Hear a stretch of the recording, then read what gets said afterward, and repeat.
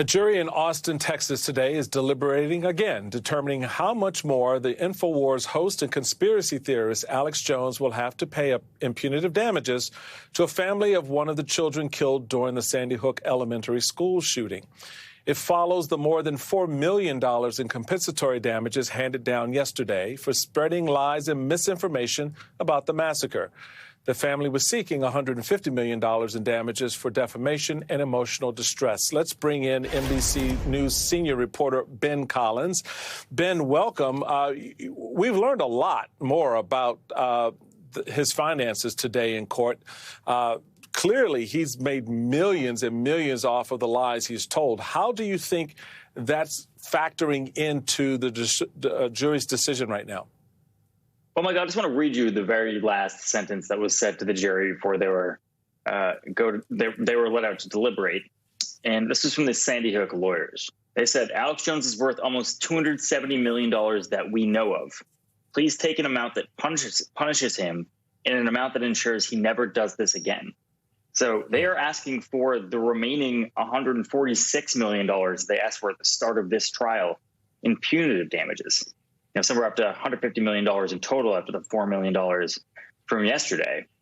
They are trying to make a statement here. And they said to this jury, you can make a statement here. They said, haven't we seen enough of this? Haven't we seen enough of these lies over the last 10 years that have overtaken our country? Haven't we seen enough of this idea that, lies should be weighted just as much as truth, and these harassment campaigns should be weighted just as much as news? That's in the hands of the jury right now. And they, if they want to make a statement against Alex Jones, they have the full ability to do it in this Texas court. So to the point you just made, Ben, are lawsuits like this the best way to hold someone like Jones accountable for years and years of misinformation? It's a really good question. I don't know the answer to that question, but I will say that this man has been hiding money in shell companies, and that's what was revealed in court today as well. And it was unclear entirely how much this man made until his phone was leaked by his own lawyers by mistake earlier this week.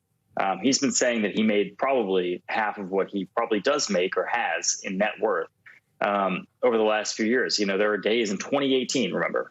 So that's many years ago. That's 4 years ago, where he made $800,000 a day. His profile has only increased since then. He has complained for years about how deplatforming has silenced him and cut him off from the rest of the world.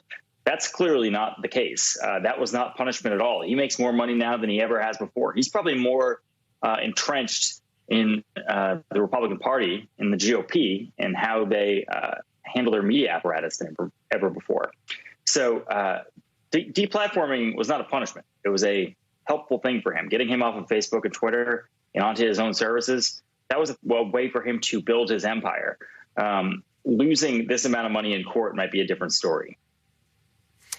Yes, and it has been quite a story so far. Ben Collins, thank you so much. Appreciate you.